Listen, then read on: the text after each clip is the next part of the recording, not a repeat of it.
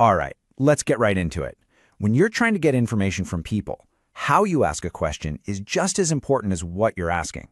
I mean, you can get it wrong and end up with a pile of data that's basically useless. But if you get it right, well, that's when you unlock some seriously powerful insights. So today, we're going to break down the art and science of questionnaire design. You know the feeling, right? We've all been there. You're staring at a survey question and you're just confused. Maybe the wording was weird, or maybe it felt like some kind of trick question. That feeling, that's a huge red flag for bad design. And honestly, it's one of the main reasons people just close the tab and give up. So why do we need to care so much about this? Because a questionnaire isn't just a simple list of questions. You have to think of it like a scientific measuring tool. And if that tool is flawed, guess what? Your measurements are going to be flawed too. A badly designed survey doesn't just collect bad data, it collects worthless data. So what makes a good measuring tool? Well, it really boils down to two key ideas. First up is something called validity. What does that mean? It's simple, really. Are you measuring the right thing? Think about it. A yardstick is a great tool for measuring length, but you wouldn't use it to measure weight, right? It's not a valid tool for that job. Get this wrong and you could base a whole business decision on feedback that completely missed the point. And the second big idea is reliability. This one is all about consistency. It's like your bathroom scale. If you step on and off it 3 times in a minute, you expect it to show the same number each time. A reliable question does the same thing. People understand it the same way and answer it consistently. If your questions aren't reliable, you could get wildly different results from one day to the next, even if nothing's actually changed. Okay, let's get into the nitty-gritty. This is where most questionnaires really fall apart. We're going to look at those small mistakes and how you word a question that can create huge problems and totally throw off your results. Look, if you only remember one thing from this whole explainer, please make it this. One question, one idea. That's it. As soon as you try to cram too much into a single question, you make it basically impossible for someone to give you an accurate answer. And it becomes just as impossible for you to figure out what their answer even means. So the first major trap to avoid, and believe me, it is so easy to fall into this one, is the leading question. This is where your own opinion kind of sneaks into the question itself and it gently pushes the person to answer a certain way. A lot of the time it's not even intentional, but it completely poisons your data. And this is a perfect example. Asking, how short was Napoleon? That word short frames the whole conversation before they even get to answer. You've already planted an idea. But if you switch it to something neutral, like, how would you describe Napoleon's height? You're removing that bias and letting them make their own call. Next up, you've got the loaded question. Now, this is kind of like a leading question's more aggressive cousin. It usually hides an assumption that forces you into a corner. And these are a huge reason people quit surveys, because honestly, it just feels frustrating and unfair, like you're being put on the spot. The infamous double-barreled question. I see this one all the time. It's a total violation of our golden rule. One question, one idea. You can usually spot them because they almost always have the word and or in there. They're asking two different things but only letting you give one answer. So, which question did you actually answer? Nobody knows. And you know what? The fix is so simple.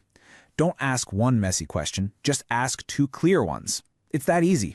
Suddenly you get clean data on 2 totally different things: customer satisfaction and customer loyalty. I mean, what if the product was fine, but they'd never buy it again for some other reason? The first question would never tell you that. And finally, let's talk about vague words. Words like frequently, sometimes, rarely. What does frequently even mean? For a marathon runner, that might mean every single day. For me, it might mean twice a week. These words are useless because they're subjective. But if you use specific numbers and time frames, everyone is answering the question from the exact same starting point. Okay, so we've nailed how to write a good question. Now it's time to zoom out a bit, because the overall structure, the flow of the entire questionnaire, is just as crucial for keeping people engaged and getting good answers from start to finish. Now, what's so cool about this is the psychology behind it.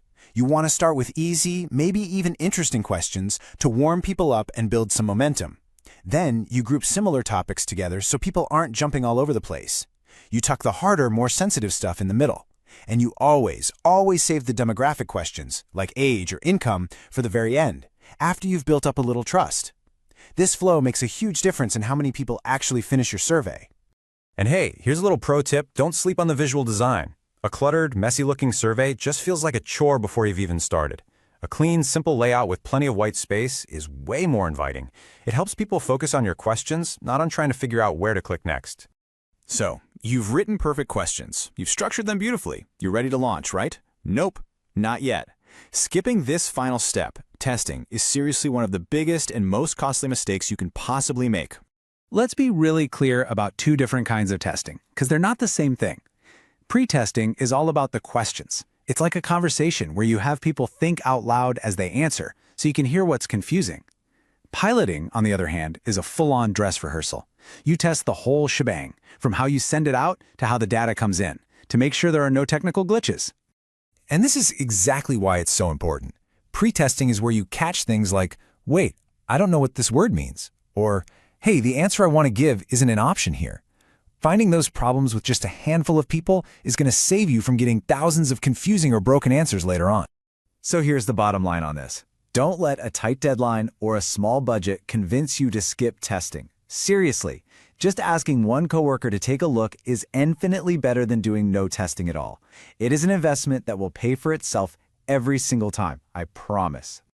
Phew, okay, we have covered a ton of ground. So let's pull it all together into a final, simple checklist you can use to make sure your next questionnaire is an absolute masterpiece. Here it is, one last time. Stick to one idea per question. Use simple language. Be neutral. Create a flow that makes sense. And save those personal questions for the end. And for the love of good data, never skip the pretest. If you follow these rules, you're not just getting answers anymore. You're gathering actual intelligence. And that's really what it all comes down to, isn't it? A well-designed questionnaire is an incredibly powerful tool. Now that you know these principles, you're not just someone asking questions anymore. You're equipped to find the answers that truly matter. So what is it you want to discover?